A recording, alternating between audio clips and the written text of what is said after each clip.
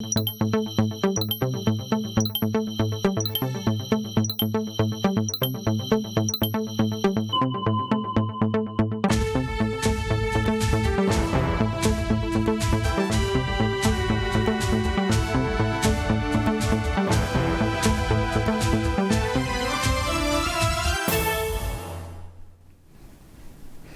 fonctionnement du Centre national de référence au cœur d'une séance plénière à l'Assemblée législative de transition. Face aux députés, le ministre Robert Kargougou a également dressé le bilan de la mise en œuvre de la mesure de gratuité des soins au Burkina. On fait le point dès l'entame de cette édition. Les examens du CEP, du BEPC et du baccalauréat franco-arabe session 2023 ont débuté hier au Burkina. C'est le ministre en charge de l'Éducation nationale qui a procédé au lancement officiel à l'école Médersa Centrale. Images et commentaires dans un instant. Et puis les acteurs de régulation des médias s'engagent à assainir le discours religieux. Pour ce faire, une charte de bonne conduite a été signée hier à Ouagadougou. Que contient exactement ce guide? Élément de réponse dans ce 13h. Bonjour, merci de nous suivre. Le Centre national de référence en médecine physique et réadaptation va commencer à recevoir ses premiers patients dès juillet prochain. L'information a été donnée ce mardi par le ministre en charge de la Santé au cours d'une séance plénière. La seconde préoccupation des députés est relative à la mise en œuvre de la gratuité des soins, son mode de financement et les mécanismes pour le rendre efficace. Maxime Jean Bambara. Le Centre national de référence en médecine physique et réadaptation pourra enfin prendre en charge ses premiers patients courant juillet 2023.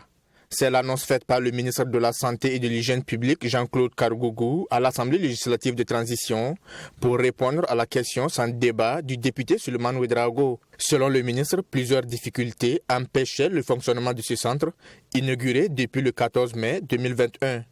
Des difficultés liées à l'organigramme, mais aussi aux ressources financières pour assurer son fonctionnement. Le ministère de la Santé s'est résolu à dégager une ligne budgétaire en son sein pour accompagner l'Agence nationale de gestion des soins de santé primaire pour que le centre de médecine physique et réadaptation puisse avoir des ressources pour fonctionner. Donc à ce jour, cela est fait. Nous avons déjà dégagé 25 millions comme première tranche qui devrait permettre au centre de fonctionner. Sur l'autre volet de la question du député Souleymane Ouedraogo en lien avec l'accessibilité du centre aux personnes vulnérables, le ministre Kargougou rassure qu'elles sont prises en compte dans la tarification mise en place. La deuxième question à l'ordre du jour de cette plénière est celle avec débat du député Basile Nana en lien avec la mesure de gratuité des soins. De l'état des lieux de cette mesure, le ministre a indiqué qu'elle touche 30% de la population burkinabé et constitue un pas très important vers l'assurance maladie universelle. Pour les prestations qui sont couvertes, c'est essentiellement les accouchements simples, compliqués, c'est les césariennes, c'est les cures de fistule obstétricale, j'en parlais tout à l'heure. C'est tout ce qu'il y a comme soins curatifs, que ce soit en ambulatoire ou en hospitalisation pour les enfants de moins de 5 ans. C'est tout ce qu'il y a comme pose de dispositifs intra-utérins dans le cadre de la planification familiale, la ligature des trompes. Donc c'est vraiment un paquet de services très large. Le financement de cette mesure de gratuité est assuré, selon le ministre, par le budget de l'État à travers le mécanisme de tiers payant.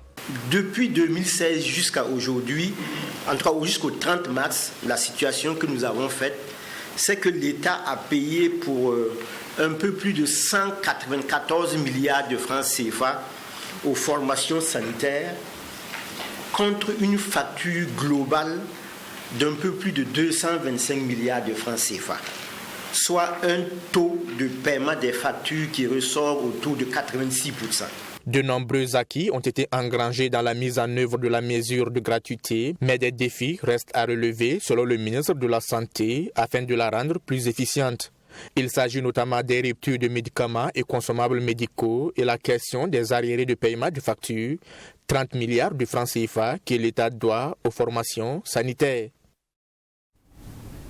Le Premier ministre Maître Apollinaire Kyelem de Tambela a reçu les rapports d'activité 2021 et 2022 du médiateur du Faso.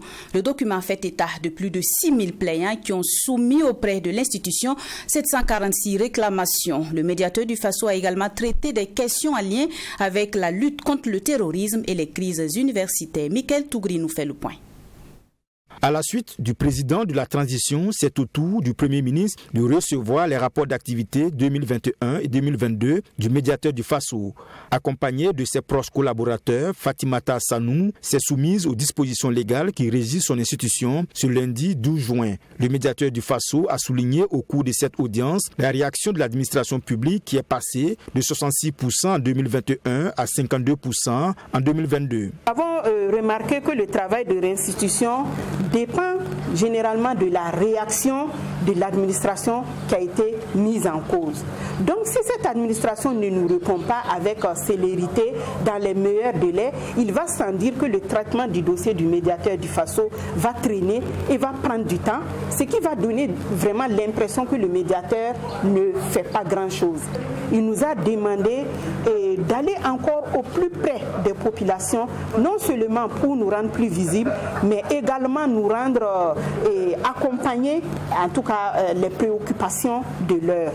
Par exemple, il y a la refondation de l'État, il y a donc la Constitution certainement qui va être revue. Il a demandé quel peut être notre rôle, nous qui partons au plus près régulièrement des populations pour réunir du monde. Devant le chef du gouvernement, Maître Apollinaire Kyelem de Tambela, le médiateur du Faso a fait une synthèse des dossiers de réclamation instruits et faire des plaidoyers et des recommandations soumis aux autorités au cours des 2 dernières années. C'est vrai que le contexte actuel est difficile et peut expliquer un peu, mais une réactivité plus diligente va rendre le médiateur du Faso plus diligent. Parce que vous le savez, quand le travailleur choisit plutôt de venir voir le médiateur, c'est parce qu'il ne veut pas aller en justice.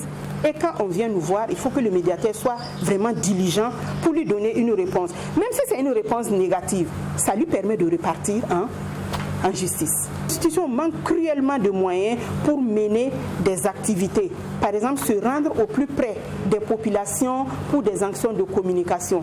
C'est pourquoi nous vous avons d'ailleurs invité la semaine passée pour nous aider à distiller encore la bonne information. En 2021, on retient que le médiateur du Faso a traité 746 dossiers de réclamation qui ont concerné 6286 plaignants, composés de 3174 hommes et 1699 femmes. Le nombre de plaignants a connu une hausse en 2022, soit 840 dossiers traités. Ils sont plus de 19 000 candidats à l'assaut du CEP, du BEPC et du baccalauréat franco-arabe session 2023. Le ministre de l'Éducation a lancé ces 3 examens hier à l'école Médersa centrale de Ouagadougou.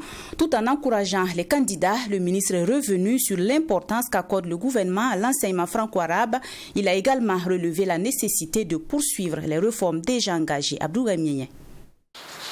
C'est le ministre en charge de l'Éducation nationale lui-même qui a lancé les épreuves écrites du CEP, BEPC et baccalauréat franco-arabe ici à l'école Médersa centrale.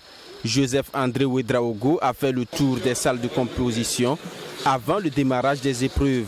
Il a encouragé les candidats et affirmé que le gouvernement accorde une importance particulière à l'enseignement franco-arabe. Cela se justifie par des réformes engagées par l'État dans l'enseignement du franco-arabe.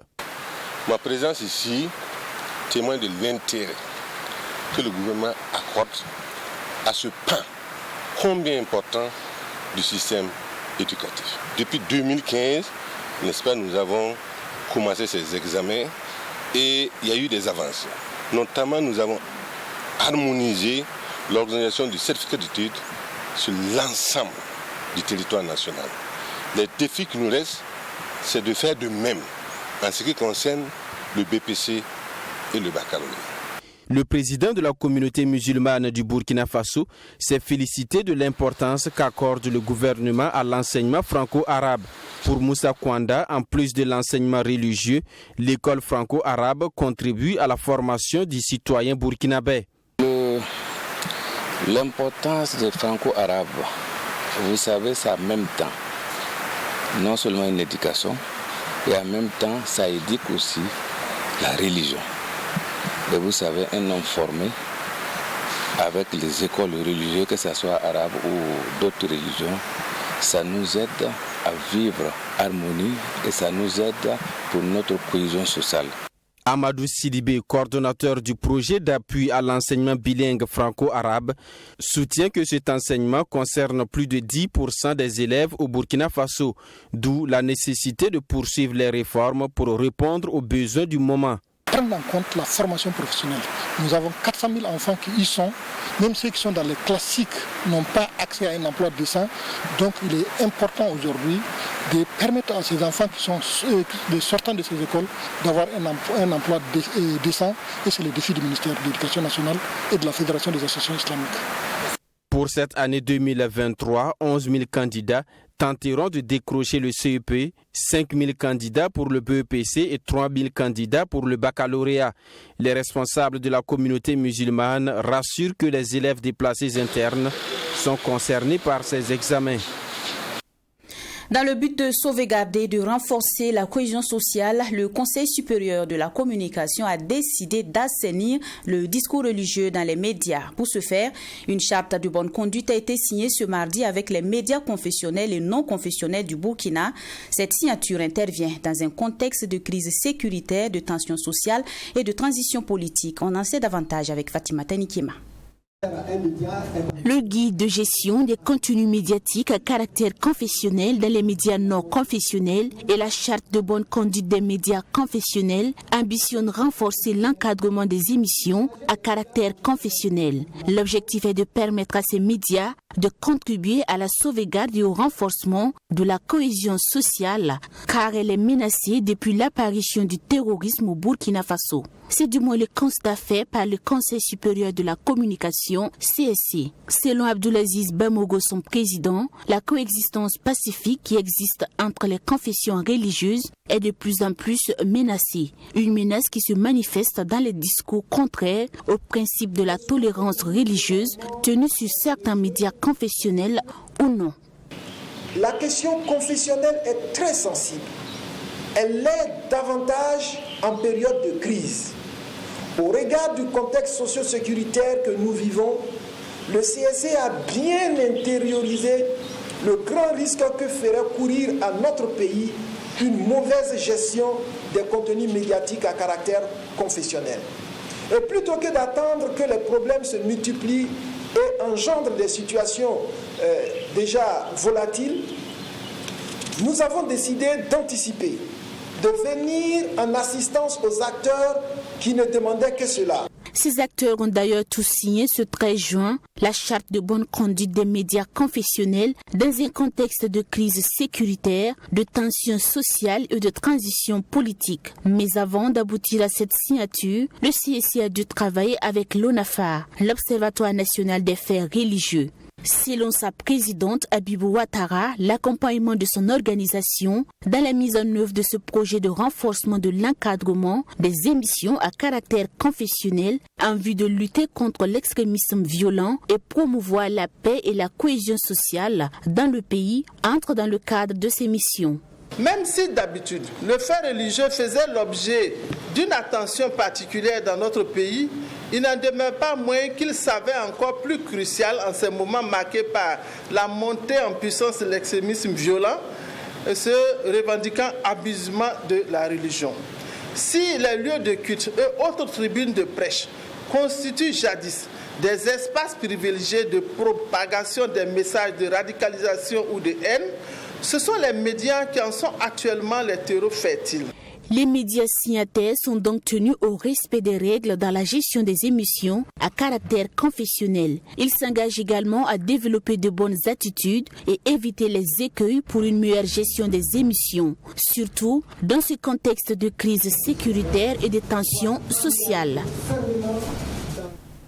L'élan de solidarité se poursuit en faveur de Tam Tam Group Presse. Cette fois-ci, c'est une délégation de l'Union des éditeurs privés de services de télévision qui était dans nos locaux. Conduite par son président Issoufou Sarré, la délégation est venue apporter son soutien à la télévision Tri TV et à la radio Watt FM, dont les installations ont été affectées par la pluie et le fort vent du 9 juin dernier. Mamidriana Kamabou. C'est une délégation de l'Union des éditeurs privés de services de télévision, UBS TV, qui est venue apporter son soutien aux responsables et à toute l'équipe de Tam Tam Group Presse de TGP. En effet, depuis la nuit du 9 juin, de TGP traverse une situation difficile. Les installations du groupe de médias ont été fortement impactées par la pluie et le fort vent du vendredi 9 juin dernier. Dans un premier temps, c'est un soutien moral que nous apportons à M. Achille Dabiré et à toute son équipe. Et par la suite, comme on l'a dit, il s'agit de reconstruire le matériel. Nous resterons en contact avec le promoteur pour voir ce que nous pouvons jouer comme rôle à ce niveau. Nous interpellons aussi tous ceux qui sont de bonne volonté, qui suivent ce média, ce qu'ils peuvent apporter en termes de soutien, que ces personnes puissent le faire également. Ce soutien moral apporté par les membres de cette association, dont la radio Watt FM et la télévision Tri TV fait partie, a été apprécié par les premiers responsables. Ce sont des médias, donc frères, qui sont venus nous voir dans un moment assez difficile, comme vous le savez depuis vendredi.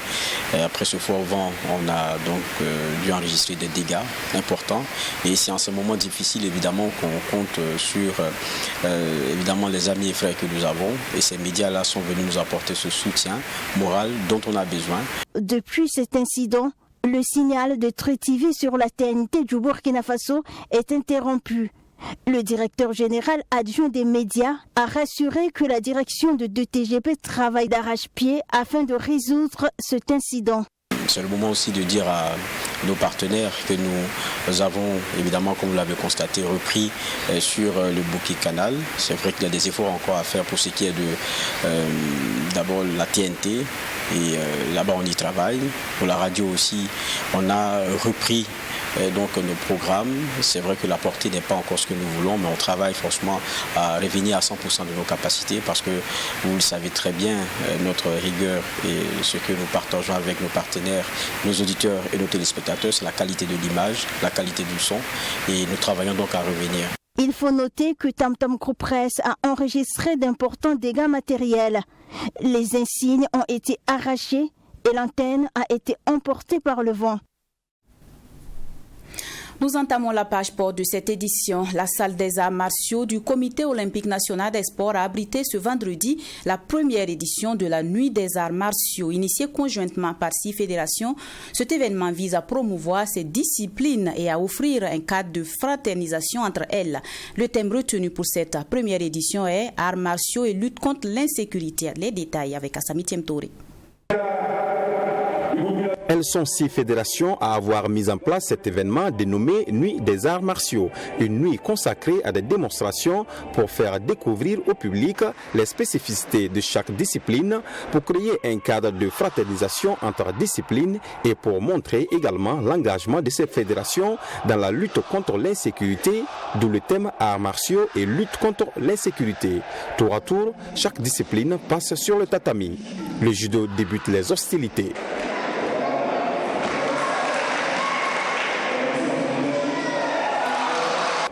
Ensuite, le Veau-Vietnam, qui vient de tenir le championnat d'Afrique dernièrement au Burkina Faso, s'installe. Le taekwondo, bien connu du public, passe en 3e position. Le Kung Fu Wushu également était de la cérémonie pour se faire découvrir.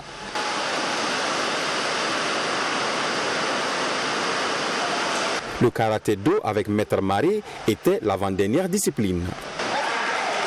Et c'est le Veau-Vinam Viet Vo Dao qui ferme la série de passages. Une joie pour le président du comité d'organisation d'avoir pu réussir ce coup d'essai. Non, je suis satisfait. Les enfants ont montré réellement ce qu'on les a montré, ce qu'on les a appris. Et ils ont fait ça avec beaucoup d'amour et beaucoup d'entrain. Et je pense que le niveau était bien.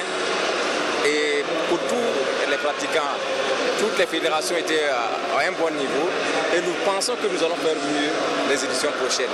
L'objectif premièrement, comme l'a dit, c'est pour soutenir les FDS parce que notre pays est dans une situation et les FDS font partie de nos fédérations, nous travaillons toujours ensemble et aussi il faut qu'il y ait une cohésion entre les différentes fédérations pour qu'on puisse s'unir pour voir ce que nous pouvons donner à ce pays-là. Une initiative très bien appréciée par les autorités politiques, sportives et sécuritaires du gouvernement.